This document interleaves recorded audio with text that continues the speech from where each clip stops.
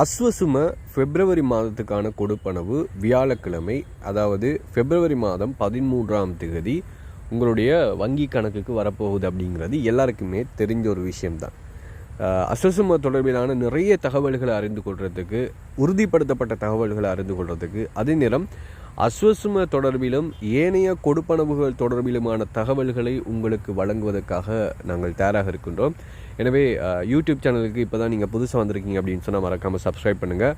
அதோட இந்த வீடியோவை ஃபுல்லாக பாருங்கள். இந்த வீடியோவுக்கு ஒரு லைக்கும் போட்டுருங்க. நிறைய பேர் கேட்டுக்கிறீங்க, இந்த அஸ்வசும கொடுப்பனவு எங்களோட பேங்க்குக்கு வருமா வராதா அப்படின்றலாம் நிறைய பேர் நான் போட்ட வீடியோவுக்கு வந்து கமெண்ட் பண்ணிட்டு இருக்கிறீங்க.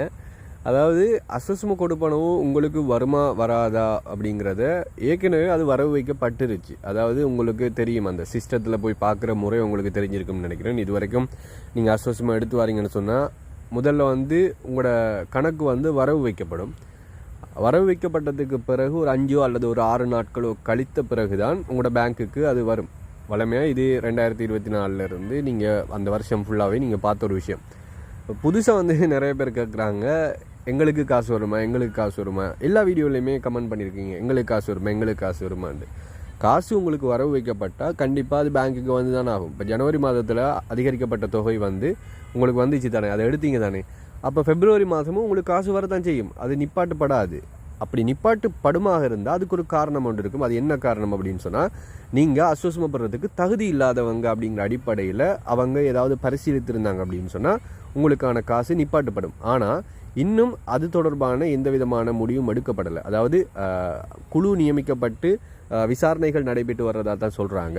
ஆனால் விசாரணையின் முடிவில் இறுதி தீர்மானம் எடுத்து இவங்க அஸ்வசுமப்படுறது தகுதி இல்லை அப்படின்னு சொல்லி அவங்க கருதினாங்கண்டா மட்டும்தான் அந்த கொடுப்பனவை நிப்பாட்டுவாங்களே தவிர மற்றபடி உங்களுக்கு எந்த வகையிலையும் கொடுப்பனவு நிப்பாட்டப்பட மாட்டாது. நீங்கள் ஜனவரி கொடுப்பனவு எடுத்திருந்தீங்கன்னு சொன்னால் பயப்படாமல் இருங்க. 13ஆம் தேதி கண்டாயம் உங்களுக்கு உங்களோட பேங்க்கு காசு வரும். அதே நேரம் நீங்கள் எஸ்எம்எஸ் அலர்ட்டை போட்டு வச்சுருந்தீங்கன்னு சொன்னால் கண்டிப்பாக நாளைக்கு விடியறதுக்குள்ளே உங்களுக்கு சில நேரம் மெசேஜ் வந்துடும். நீங்கள் சில பேர் வந்து யோசிப்பீங்க, பக்கத்து வீட்டுக்காரங்களுக்கு வந்துச்சு, எங்களோட சொந்தக்காரங்களுக்கு வந்துச்சு, ஆனால் எங்களுக்கு வரலை அப்படின்னு சொல்லி. ஒவ்வொரு பேங்க்கை பொறுத்து நேர காலம் வந்து வித்தியாசப்படும். சில பேருக்கு காலையில் வரும், சில நேரம் பகல் வரும், சில பேருக்கு வந்து ஈவினிங்கில் வரும், சில பேருக்கு நைட் வரும். அதனால் எந்த விதமான டென்ஷனும் படாதீங்க. நாளைக்கு பிறகு காசு வரலைன்னு சொன்னால் தான் நீங்கள் அதிகார அளவு போய் சந்திக்கணுமே ஒழிய நாளைக்கு வரைக்கும் நீங்கள் வெயிட் பண்ணி பாருங்கள். ஓகே.